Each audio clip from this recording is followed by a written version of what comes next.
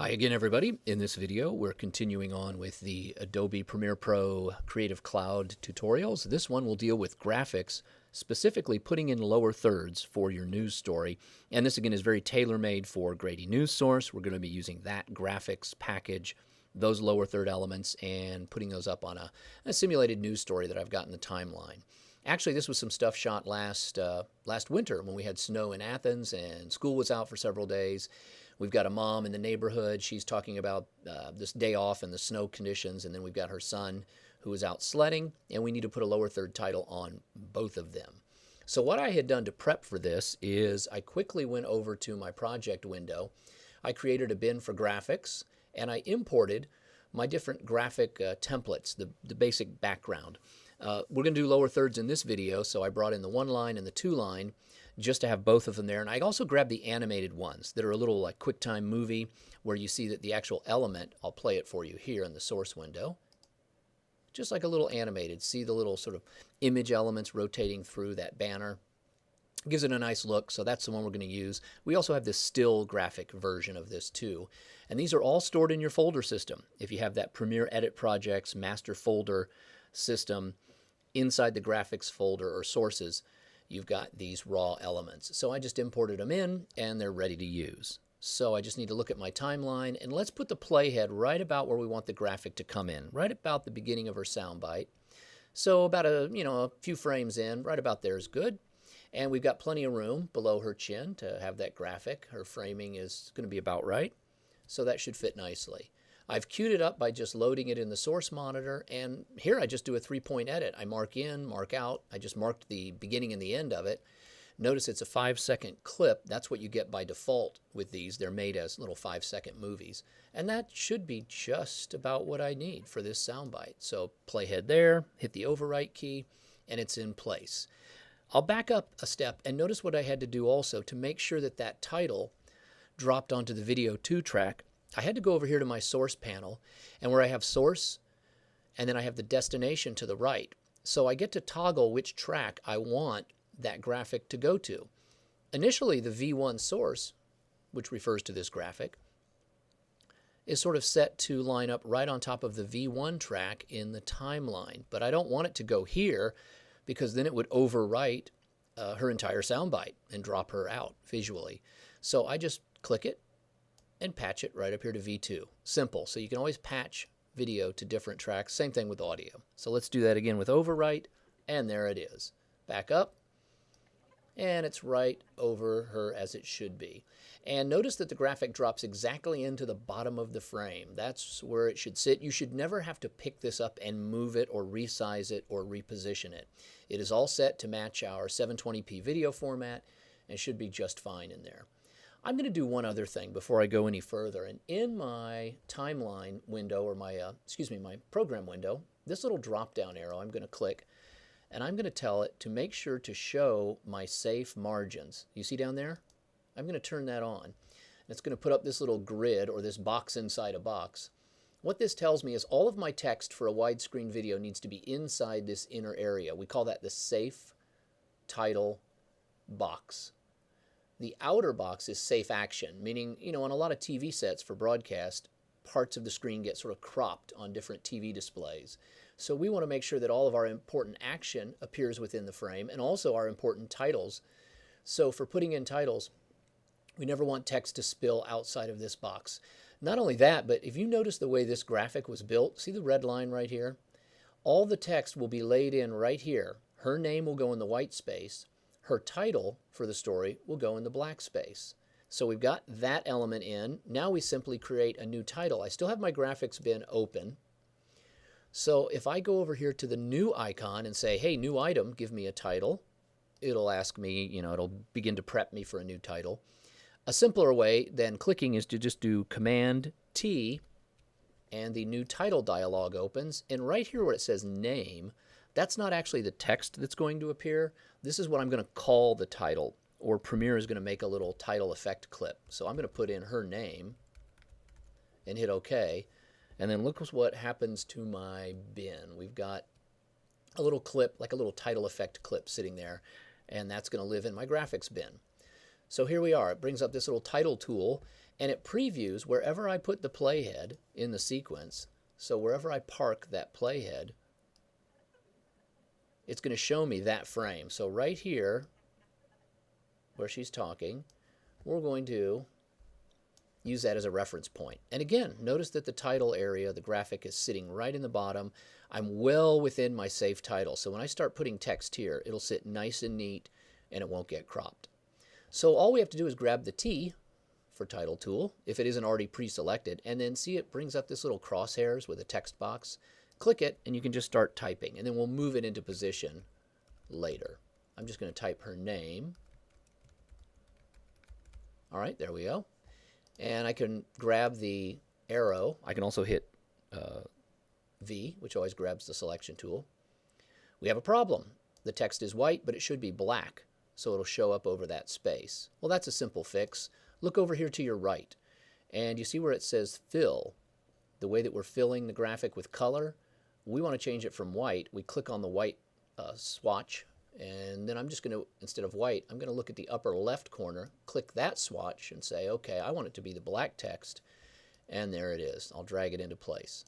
A couple of things to change real quickly. Once we get this set, it'll be real easy to make the second title for her son in the story. We have to get the right typeface or font, and we're using Helvetica. So right up here at the top in the graphics tool, get Helvetica, there it is.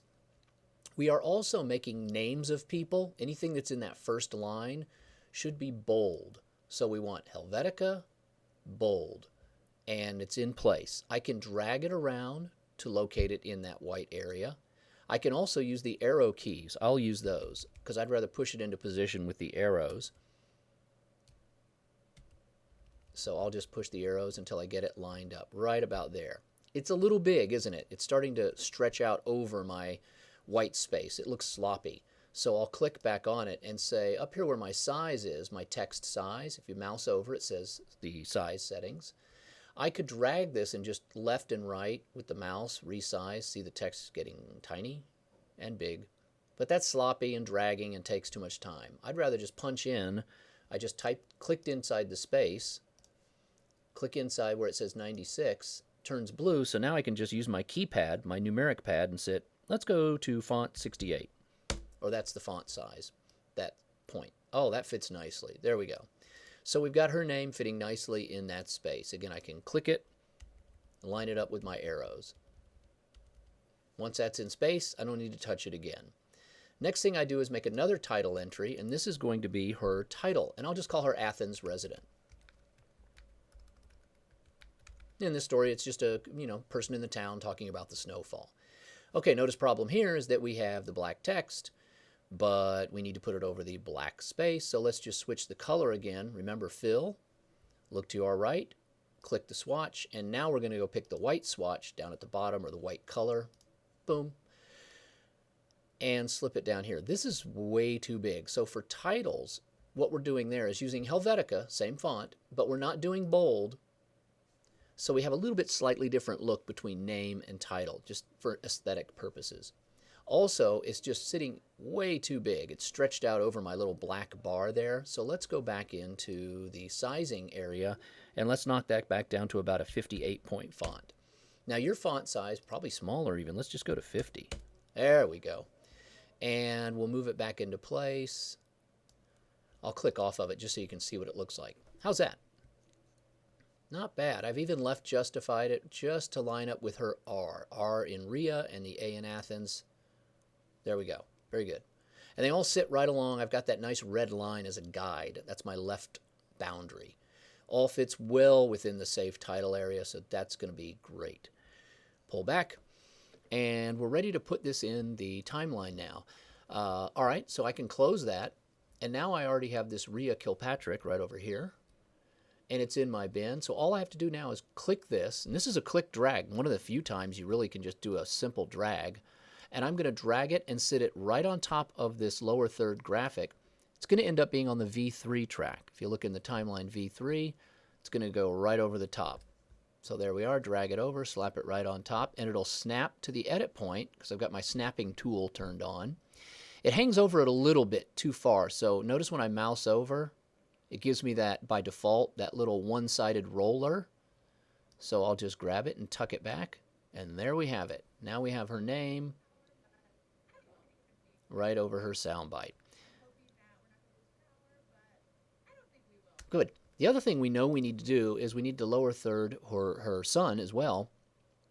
And I can quickly just copy this and drag it over. I can option drag it and put it right over the top of her son. There we are. Again, it's just as simple as, I'll take it off, it's as simple as grabbing it. If I grab this one and let it go by itself, it takes the lower third off of her shot. So what I want to do is the old option drag. Click option or hold down the option key, click the title graphic, slide it over the sun, and now it's ready to use on him. The other thing that's really cool in Creative Cloud is I can click her name. See where I did her title effect, Rhea Kilpatrick? Click it so it turns white. Also option drag, and watch what happens. I'll option drag it here. When I let go, Premiere creates an independent copy. See it right here in my bin now? Rhea Kilpatrick, copy 1. That's what I'm going to use to type in the name of her son. And it's independent so that if I change the text, the spelling on this graphic, it will not affect her graphic. Let's put the playhead right on top of the kid. There he is.